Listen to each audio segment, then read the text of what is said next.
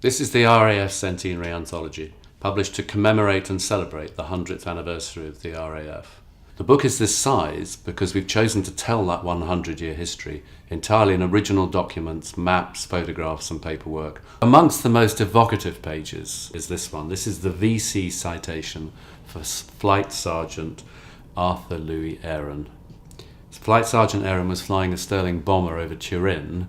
When approaching to attack, the bomber received devastating bursts of fire from an enemy fighter. 3 engines were hit and the window screen shattered. The front and rear turrets put out of action and the elevator controlled damage, causing the aircraft to become unstable and difficult to control. The navigator was killed and other members of the crew were wounded.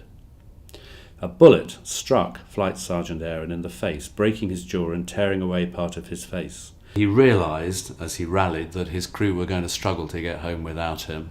Unable to speak, the small piece of paper at the top of this page is a scrap of chart which has written on it in his handwriting, "How can we navigate?" And you can see from that writing just how shaky and poorly it is. This is a man who is close to death. And Flight Sergeant Aaron stayed in the cockpit until just before his aircraft was landed. And undoubtedly his actions meant that his crew was saved. Sadly, that effort and the lack of medical attention that he got during that time meant that he passed away about 9 hours later. But it's that kind of act of bravery that stands out in this book. The book is published in a limited edition of just 1,500 copies. Each copy is made by hand and bound in leather. This is the centenary edition. It's quarter leather bound in the navy blue leather.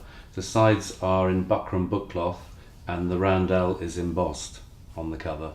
A team of archivists, curators, photography experts and RAF historians have spent 2.5 years selecting material from the archives here at Hendon and from the Air Historical Branch to tell this story in 700 pages.